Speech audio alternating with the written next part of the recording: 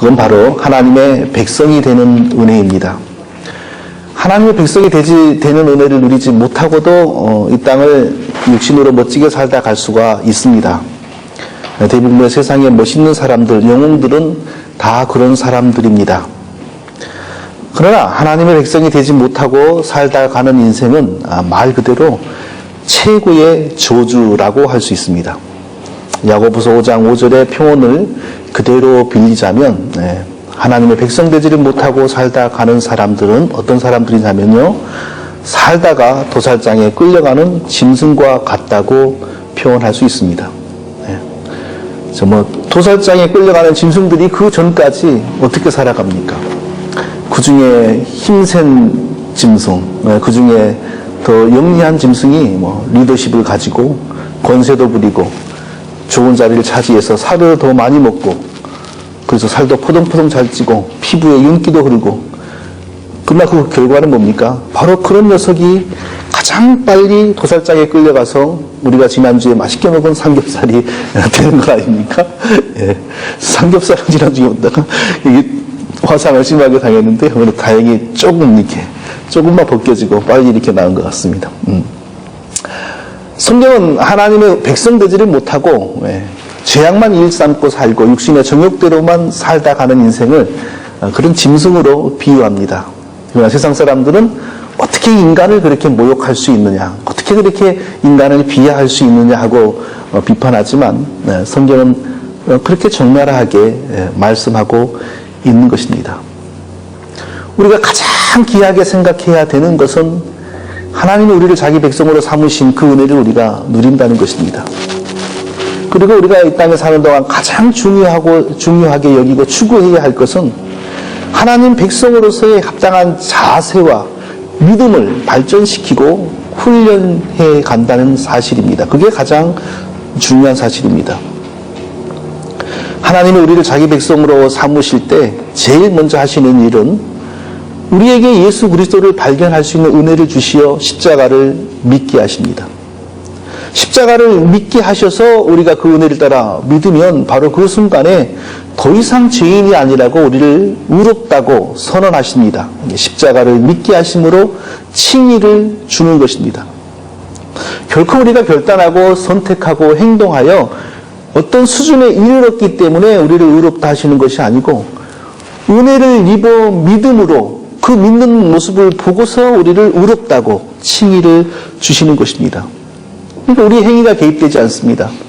기독교는 결코 행위의 종교가 아니고 은혜의 종교입니다. 어떤 선한 행위를 한 적이 없는 상태인데 믿는 은혜를 부어주시어서 믿으니까 그 믿는 것에 근거하여 의롭다고 선언해 주시는 은혜의 종교입니다. 그런데 그 못지않게 더욱더 중요한 사실이 한 가지 있습니다. 아무 공로 없이 칭의를 얻었습니다. 그런데 그때부터, 의롭다 하심을 얻은 그때부터는 신기하게도 그 사람의 삶이 정말 하나님 백성인답게 이제 서서히 변해가기를 시작한다는 사실입니다. 하나님이 그렇게 만들어 가십니다. 아무 공로 없이 오직 믿음으로 의롭다 하심을 얻어서 하나님 백성이 된 사람인데, 이제 의롭다 하심을 얻고 나서 하나님 백성 정말 되면은요, 그때부터는 놀랍게도 그 사람의 삶이 서서히 야곱처럼 변하여 하나님 백성으로서 부끄러움이 없는 사람으로 만들어진다는 것입니다. 아무 공로 없는 자가 의롭다 하심을 받으면 정말 그 삶이 하나님 백성의 삶으로 변해가는 이유는 하나님께서 의롭다 하신 자에게 성령을 부어주시기 때문입니다. 의롭다 하심을 받는 것과, 그러니까 성령을 받는 일은 같은 사건입니다. 결코 의롭다 하셔서 하나님 백성 되셨는데 성령을 받지 못한 사람은 있을 수가 없는 것입니다. 하나님이 부르셔서 믿음에 이르고 하나님이 의롭다 해주신 사람은 100% 분명히 하나님 백성으로서 하나씩 다듬어져 가고 하나님의 백성의 아름다운 모습에 이르게 됩니다. 왜냐하면 우리 안에 거하신 하나님이 우리에게 부으신 성령은 하나님의 어떤 힘이나 기운이 아니고 하나님 그분이기 때문입니다. 그러니까 성령을 받은 사람은 반드시 죄악된 기질과 성품을 극복하고서 하나님의 자녀의 아름다운 모습에 서서히 도달해 가기를 시작하는 것입니다. 반대로 얘기하면 어떤 사람이 정말 성령을 받았나? 저 사람이 정말 하나님으로부터 의롭다 하심을 받은 사람인가? 자, 이것을 알 수 있는 가장 정확한 방법은 그 사람이 교회를 꾸준하게 다니냐? 심지어는 새벽기도 다니냐도 아닙니다. 그 사람의 삶이 서서히 예수 그리스도의 아름다운 형상을 회복해 가고 있는가? 이것입니다. 그것이 아니면 헌금 생활이나 기도 생활, 심지어는 찬양에 대한 열심, 단기 선교, 장기 선교 이것마저도 그 사람이 정말 하나님 백성이 되었고 의롭다 하심을 받았는가를 확인해 주는 정확한 근거가 될 수가 없는 것입니다. 옛날에는 한국의 인구의 4분의 1이 교회를 다니고 지금은 많이 줄어서 8분의 1이 교회를 다닌다고 합니다. 8분의 1, 이제 또 언젠가는 16분의 1로 줄겠지요. 16분의 1이라 할지라도 적은 수는 아닙니다. 그런데 교회 다니는 사람은 이렇게 많아도 교회 때문에 한국의 사회와 문화의 질이 높아진다라는 그런 칭찬은 받지를 못하고 있습니다. 이렇게 교회가 많고 이렇게 교회 다니는 사람이 많고 목회자도 많은데 왜 교회 때문에 한국 사회와 윤리와 문화는 좋은 영향을 받지를 못하는 것일까? 어떻게 해석해야 될까요? 가장 잘못된 해석이 뭐냐 하면요, 교회 다니는 사람들이 믿음은 있는데 행동이 없어서 그런다. 이게 가장 잘못된 해석입니다. 또 두 번째로 잘못된 해석은 뭐냐? 오직 믿음으로 구원을 얻는다라고 가르쳐버리고 한 번 구원 얻으면 영원한 구원이라고 가르치니까 신자들이 나태해져가지고 바른 행동을 안 해서 저런다. 이것도 아주 잘못된 해석입니다. 왜냐하면 하나님이 참된 믿음을 선물하고 그 선물에 근거하여 성령을 부으시면 그 사람은 반드시 행위와 삶이 예수 그리스도를 닮아가게 되어 있기 때문입니다. 이것을 고칠 수 있는 법이 없습니다. 어떤 죄인이고 악한 사람이라 할지라도요, 하나님의 믿음을 선물로 주시고 그 믿음에 근거하여 성령을 부으시면 반드시 그 사람의 삶과 성품은 변화되게 되어 있습니다.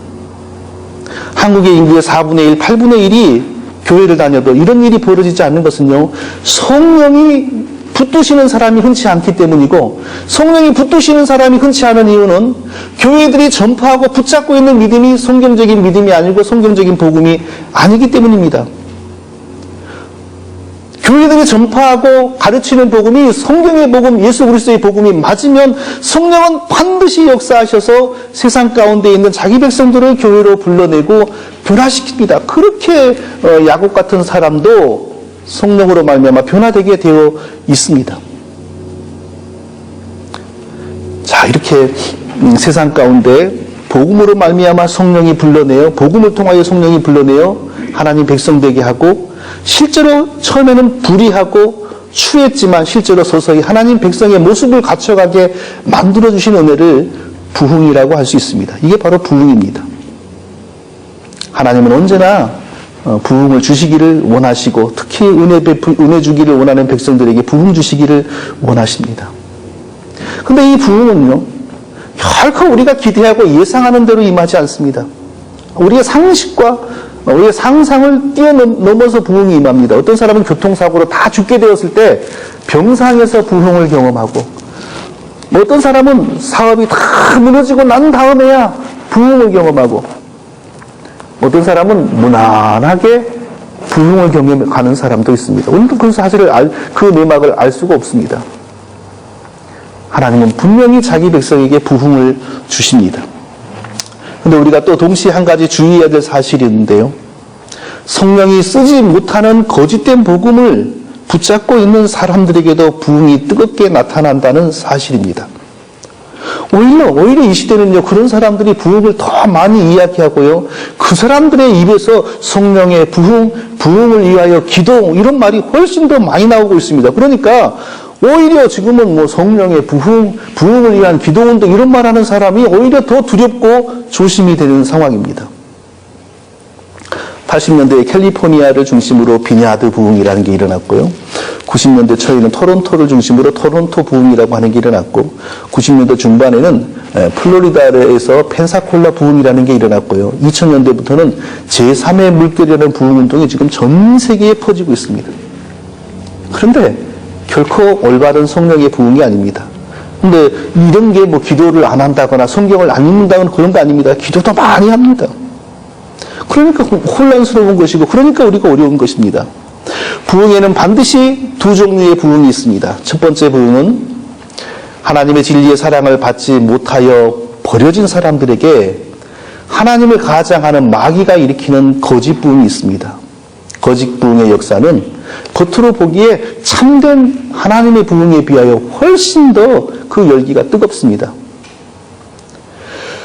데살로니가 후서 2장 10절에 보니까요, 불의의 모든 속임으로 멸망하는 자들에게 이 말이니 이는 저희가 진리의 사랑을 받지 아니하며 구원을 얻지 못함이니라. 이러므로 하나님이 유혹을 저희 가운데 역사하사 거짓 것을 믿게 하심은 진리를 믿지 않고 불의를 좋아하는 모든 자로 심판을 받게 하려 하심이라.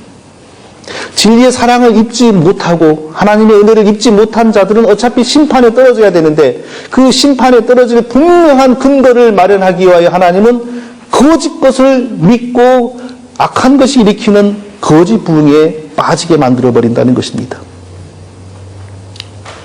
그러나 분명히 하나님은 자기의 참 백성들에게 부어주시는 참된 부흥을 준비하고 계십니다.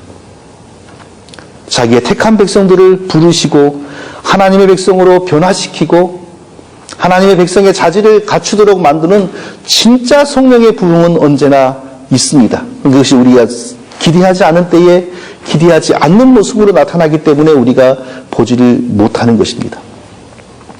느헤미야와 이스라엘 백성들에게 이제 오늘 큰 부흥이 임하고 있는데요. 오늘 그 본문의 내용을 통해서 참된 성령의 부흥이 어떤 것인지 우리가 정확하게 이해할 수 있기를 원합니다.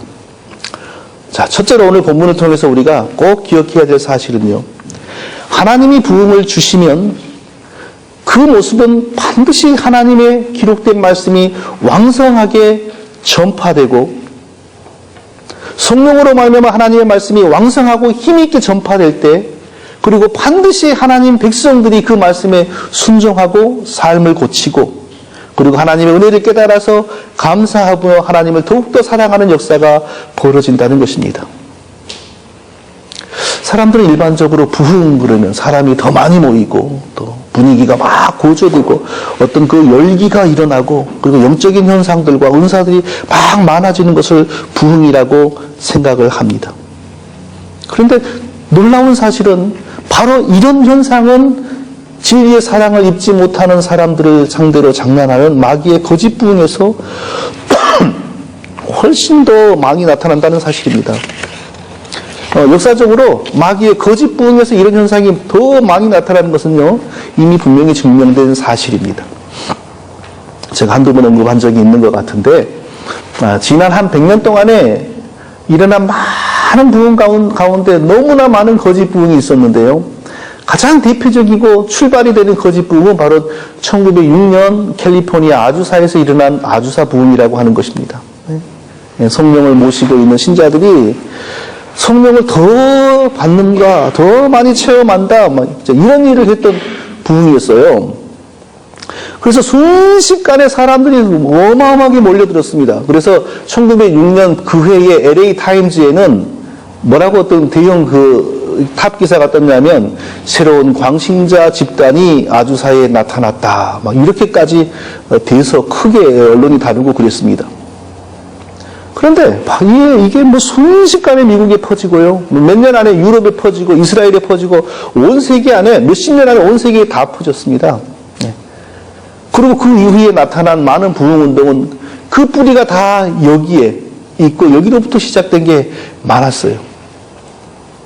얼마나 세계교회에 미치는 영향이 큰지를 보여주는 일이 바로 금년 4월 9일에 나타났는데요. 1984년 그 LA 올림픽 주 경기장이었던 곳에 다양한 인종, 10만 명이 모였습니다. 10만 명이 모여가지고 그 부흥 같은 일이 또 벌어지기를 위해서 기도를 했습니다. 그러나 아시는 것처럼 결코 그것은 하나님의 부흥이 아니었어요. 왜냐하면 말씀이 바르게 선포되지를 않았습니다. 말씀이 다 비틀어져 버렸습니다. 성령을 모신 사람에게 성령이 또 온다는 것은 성경에 없는 일이고, 성령을 모신 사람에게 성령이 또 올 때 신체적으로 막 희한한 일이 벌어지고 그런다는 것도 성경에 없는 일이고, 어떤 사도도 그런 걸 가르친 적이 없고, 어떤 사도도 그런 모습을 이그젠플러리 한 적이 없습니다. 엄청나게 열기가 뜨거웠고 사람들이 몰려들었고 전 세계에 삽시간에 퍼졌지만 결국 결과는 기독교의 복음이 변질되는 것 외에는 다른 것이 없었습니다. 그러니까 거짓 복음이죠. 거짓 부흥이고. 그 영향은 전 세계 교회, 지금 현재 공개적으로 그것을 추구하는 교회는 전 세계 교회의 4분의 3입니다. 4분의 3입니다. 그리고 다른 교회들은 공개적으로는 안 하지만 비공개적으로 이게 개인적으로, 목회자가 개인적으로, 신자들이 개인적으로 다 거기에 물이 들어 있어요. 그러니 지금 영적인 상황이 얼마나 복잡하고 혼란한지 우리가 이로 말로 표현할 수가 없는 것입니다. 하나님이 자기 백성들에게 주시는 참 부흥의 가장 핵심적인 특징은 하나님의 말씀이 온전하게 선포되는 것입니다. 그리고 더불어 성령이 강력하게 역사하셔서 하나님의 백성들이 그 말씀의 뜻을 깨달아 알고 그 말씀에 순종하게 되고 그 말씀을 깨달아 알고 배움으로 하나님이 어떤 은혜를 베푸셨는지를 깨달아 발견하고서 감사하고 더욱더 하나님 뜻대로 살기를 결단하는 일이 나타나는 것입니다. 이게 바로 참된 성경적 부흥의 가장 핵심적인 특징입니다. 네. 여기서 벗어나는 부흥은 없습니다. 네. 하나님의 말씀이 온전하게 선포되고 성령의 역사로 말하면 사람들이 하나님 말씀에 잠기게 되고 그 하나님의 말씀이 마음속에 찔리고 부딪혀와서 말씀대로 변해가는 이런 현상이 없는 참된 부흥은 역사적으로 일어나 본 적이 없습니다. 그러니까 모든 부흥은 하나님의 말씀의 사람으로부터 시작이 됩니다. 말씀이 바르게 증거될 때 성령이 역사하셔서 그 말씀에 부딪히고 찔리는 사람들이 생겨나면서 부흥이 벌어지는 것입니다. 하나님 사람들에게 자기의 뜻과 자기의 존재를 드러내주시는 방법이 두 가지인데요. 하나는 자연과 만물을 통하여 사람들에게 자기를 이렇게 드러내는 겁니다. 로마서 1장 20절에 보니까 그의 영원하신 능력과 신성이 그 만드신 만물에 분명히 보여 알게 되나니 그러므로 저희가 핑계치 못할지니라 라고 했습니다. 자연과 만물을 이렇게 유심히 보면 이게 창조주 하나님의 솜씨라는 사실을 인정할 수밖에 없습니다. 그러니까 자연과 만물을 보면 막연하게 최고의 어마어마한 신을 느끼게 되는 겁니다. 그런데 그것으로는 하나님을 경배하거나 구원을 받지를 못합니다. 그래서 하나님이 특별히 자기가 택하신 자를 구원하시기 위한 특별한 방식으로 또 자기를 드러내셨습니다. 그래서 바로 그것을 보고 특별계시라고 하는데요. 하나님의 특별계시는 하나님이 자기 백성으로 택하신 사람들에게만 효력이 있습니다. 이 신기한 일입니다. 어떤 사람들은 어떤 대형 운동장에 10만 명을 모아놓고 하나님의 말씀을 힘껏 전합니다. 그런데 그 중에서 그 말씀에 효력을 입는 사람은 극히 소수입니다. 왜냐하면 하나님이 택하신 백성들에게만 성령의 역사하심으로 하나님의 특별한 계시의 말씀이 효력을 미치기 때문입니다. 똑같이 들어도 택하신 백성에게 성령이 역사하실 때 그 말씀을 깨닫는 사람이 있고요. 거기에 택하신 사람이 없고 성령의 역사가 없으면 아무도 그 말씀을 깨닫는 사람이 없습니다. 그러니까 예수님의 말씀을 대적하는 유대인들을 향하여 예수님 뭐라고 그랬습니까? 이사야의 예언이 너희들에게 이루어졌는데 너희가 듣기는 들어도 깨닫지 못할 것이요 보기는 보아도 알지 못하리라. 하나님 백성이 없으므로 하나님의 영이 역사하지 않으니까 그 백성들은 들어도 깨닫지를 못하고 보아도 알지를 못하는 것입니다. 하나님이 자기 백성들에게 주시는 특별 계시의 말씀은 하나님의 택하신 백성에게만 효력이 미치고 효력이 미치도록 역사하시는 분은 성령입니다. 그러므로 교회를 드나드는 사람이 많아도 그 중에 그 말씀으로 말미암아 변화가 되는 사람은 항상 소수인 것입니다. 사울이 바울 되기 전에 예수님을 핍박하기 위해서 다메섹으로 가지 않았습니까? 높은 자리에 있어서 부하들을 많이 데리고 이제 막 씩씩하게 다메섹으로 갔습니다. 근데 하나님께서 바울을 자기 백성으로 삼았고 일꾼으로 삼았기 때문에 자기를 다메섹 도상에서 드러내 주셨어요. 그게 바울에게 주신 특별 계십니다. 바울아, 사울아, 사울아, 네가 어찌하여 나를 핍박하느냐. 천둥 같은 소리로 말씀하는데 그 중에 아무도 그 소리를 못 듣는 거예요. 바울 한 사람만 그 소리를 듣고 땅에 거꾸러지는 겁니다. 자기 백성에게만 하나님은 말씀을 주시고 성령의 역사로 자기 백성에게만 그 말씀의 뜻과 효력이 발생하는 것입니다. 부흥은 결코 사람들이 많이 모이고 분위기가 뜨거워지는 것이 아닙니다. 하나님이 택하신 백성들에게 특별 계시의 말씀이 열리는 것이 부흥입니다. 특별 계시는 성경으로 완성이 되었습니다. 구약의 선지자들과 신약의 사도들을 통하여 특별 계시는 성경으로 기록되었고 완성되었습니다. 이제 더 이상의 특별 계시는 없습니다. 그러니까 오늘날의 모든 부흥은 반드시 성경으로부터 시작합니다.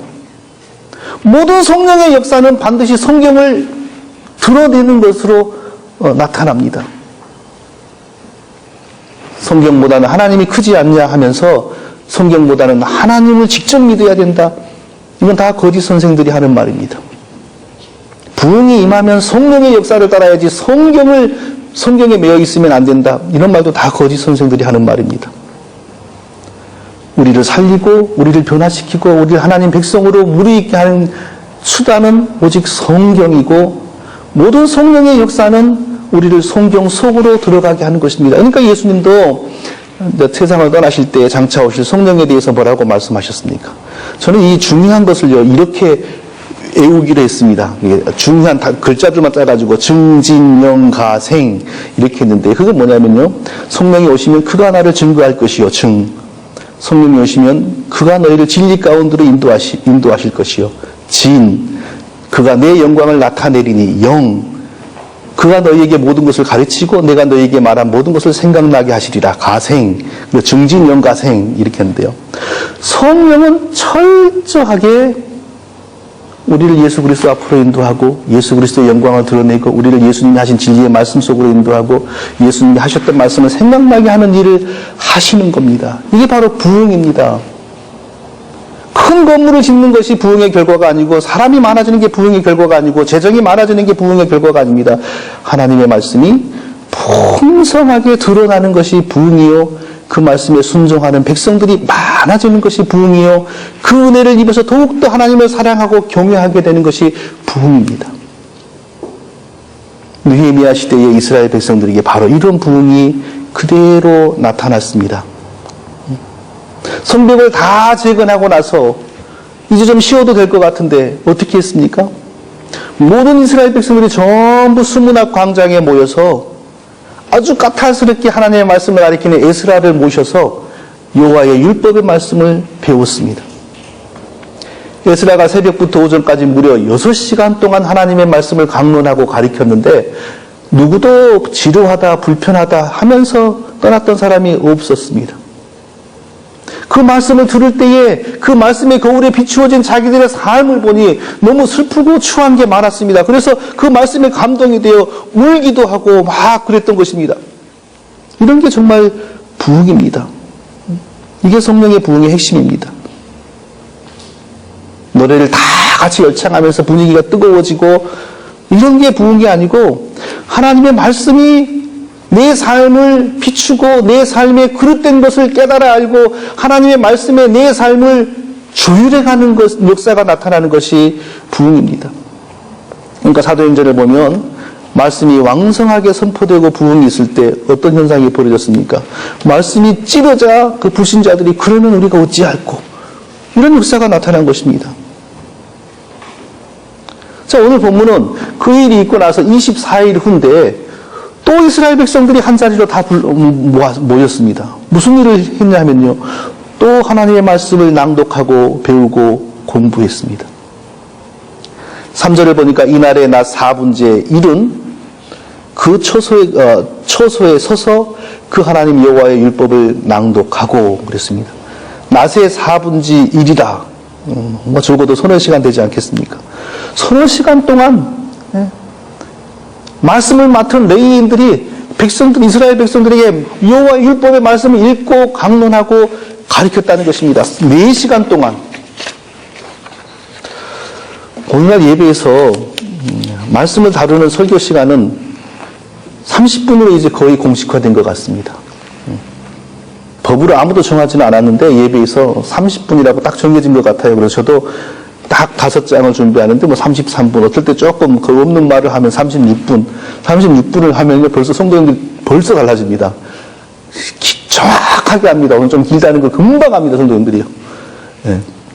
대충 어느 정도 이제 끝날 타이밍 같다고 금방 합니다, 하여튼요. 좀만 길어지면 성도님들이 금방 더 지루해 합니다. 왜 우리는 30분이 설교를 듣고 말씀을 듣는 이 맥시멈인가? 제가 생각하기에는 이게 다 TV 이런 것 때문입니다.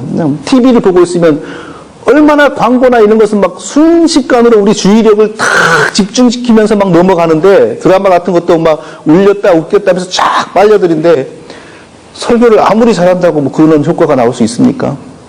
억지로 들어야 되잖아요, 설교는요. 그러니까 15분 넘어가면 벌써 이 들을 수 있는 그 인내와 집중력의 한계가 오는 거고, 그리고 맥시멈 30분을 듣고 있는 것이 참 어려운 일 같습니다. 그렇다고 해서 우리가 30분을 가지고 사실 하나님의 말씀을 어떻게 풍성하게 다룰 수가 있겠습니까? 그것도 일주일에 한 번밖에 없는데. 종교개혁 당시에요, 예배는 보통 2-3시간이었습니다. 근데 2-3시간 안에 설교가 몇 분인 줄 아세요? 3분의 2였습니다. 1시간 반씩 이렇게 설교를 했어요. 자, 미국의 이 신앙의 뿌리가 청교도 신앙인데, 청교도 아시죠? 어떻게 탄생했는지. 종교개혁 사상이 영국으로 들어갔는데, 영국의 정치적인 상황이 복잡해가지고, 종교개혁 사상대로 그대로 믿지를 못하는 거예요. 그래서, 절반은 종교개혁 사상, 절반은 천주교 사상 해가지고 섞어진 게 바로 영국 성공회입니다. 그렇게 탄생했습니다. 영국 국교회. 그게 절반은 여전히 천주교를 따르는 거예요. 그 믿는 내용이. 그래서 일부가 이렇게 믿으면 안 된다. 정말 순수하게 말씀대로 믿어야 된다라고 하는 사람이 생겨났어요. 그 사람들은 순수하게 우리가 말씀대로 믿어야 된다. 그러니까 영어로 퓨리탄, 순수한 사람들 이렇게 부르기를 시작한 겁니다. 그게 이제 청교도가 그렇게 형성이 된 거죠. 자, 우리가 개신교 그러는데 개신교 영어로 프로테스탄트 그러지 않습니까? 이것도 비슷하게 생겨났어요. 독일에서 루터가 종교개혁을 할 때 천주교를 지지하는 그 권세자들이 루터를 압박하는 저 법을 만든 거예요. 그러니까 루터가 지지하는 사람들이 강력하게 항의를 했어요. 강력하게 항의한다고 해서 항의하는 사람들, 프로테스탄트, 그게 개신교를 의미하는 고유명사가 돼버린 겁니다. 거기 안에는, 그러니까 프로테스탄트 그 안에는 덤비는 사람들, 이런 그 안 좋은 뉘앙스가 있는 거고, 퓨리탄 그 말 안에는 까다로운 사람들, 곱게 따라오지 않는 사람들, 그런 그 약간 비하하는 뜻이 거기에 있는 것입니다. 영국의 그 퓨리탄들, 청교도들은요, 결국 영국에서 밀려났습니다. 그래가지고 배 한 척을 타고 미국으로 건너오지 않았습니까? 그래서 와가지고 오른 도중에 많이 죽어버리고 와가지고도 막 엄청나게 많이 죽었고요. 간신히 살아남아서 이제 교회를 만들고 그렇게 살았는데요. 초창기 이분들의 예배는 보통 2-3시간이었습니다. 낮에는 어마어마하게 중노동에 시달리고, 그리고 순회 설교자가 와서 밤에 예배를 드리면 2-3시간을 졸지도 않고 예배를 드린 거예요.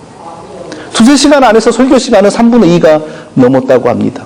그래서 아무도 지루하다고 않고 그렇게 말씀을 연구하고 강론하는 것을 사랑하고 사모했습니다.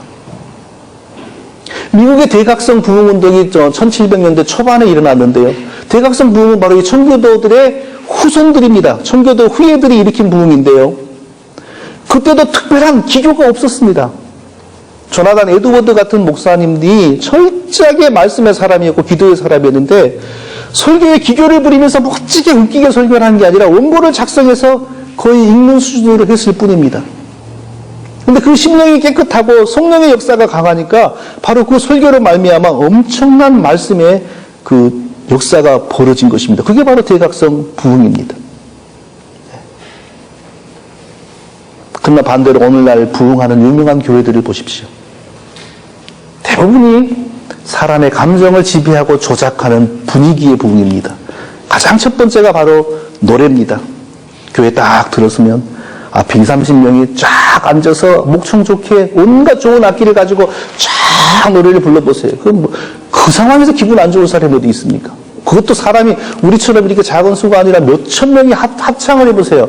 그때 과학자들은 그런 현상을 연구하는데 바로 그런 분위기 속에서 머릿속에서 옥시토신 호르몬이 분비된다고 합니다. 그 호르몬은 대형 음악회나 스포츠 게임에서도 사람들이 열광할 때 똑같이 분비된다는 거예요. 그러면 그때 행복감, 만족감이 막 생기고 그게 바로 힐링 효과를 일으킨다는 겁니다. 그걸 이제 은혜라고 생각을 하는 거죠. 그런 거에 이제 중독이 되어버리면 작은 교회가 예배 드리는 건 꼭 유배 간 것 같아요. 이제 예배도 못 드리는 거예요. 꼭 그렇게만 해야 되는 겁니다. 그게 성령의 은혜이고 부흥이겠습니까? 오늘 본문은 너무 길어서 부흥이 일어나면 어떤 일이 벌어지는지를 다 설명을 못 하겠습니다. 이스라엘 백성들에게 하나님께서 부흥을 주시니까 성령의 역사로 모든 백성들이 기록된 하나님의 말씀을 진지하게 듣고 배우기를 시작했습니다. 성령이 역사하셔서 그 말씀을 진지하게 배우고 그 말씀이 마음속으로 들어오자 어떤 일이 벌어집니까? 말씀의 거울에 비추어서 잘못되어 있는 자기들의 삶을 회개하는 일이 벌어졌습니다. 이게 부흥의 모습이죠. 그리고 지나온 역사 속에서 하나님이 얼마나 귀한 은혜를 베풀어 주시는지를 생각하면서 또 회개를 합니다. 조상들이 범죄한 걸 생각하며 하나님이 심지어는 광야에서 모래밭에서 만나로 풍족하게 먹이시고 심지어는 옷이 닳아지지 않은 특별한 은혜를 베풀어서 40년 동안 옷을 사입지 않아도 사라지게 만들기까지 해주었는데도 그 은혜를 잊어버리고 배반하고 우상에 빠진 그 죄를 마치 자기들의 죄인 것처럼 가슴 아파하면서 하나님이 온갖 은혜를 주셨음에도 하나님 바르게 섬기지 못하고 배반하였다는 사실을 고백하고 마음을 치면서 이제 하나님을 바르게 섬기겠습니다 하는 서약서를 쓰고 거기 모든 백성들이 이름을 올리고 서명을 하면서 이 부흥의 장이 끝이 나고 있습니다. 이게 참된 부흥입니다.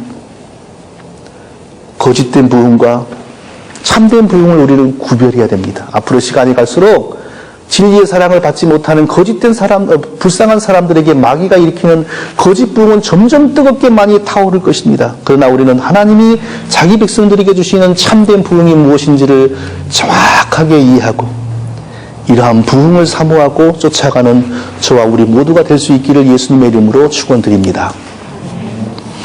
하나님 아버지, 오늘도 말씀을 통하여 하나님의 참 사랑을 입는 백성들에게 주신 은혜가 무엇인지를 발견하였습니다.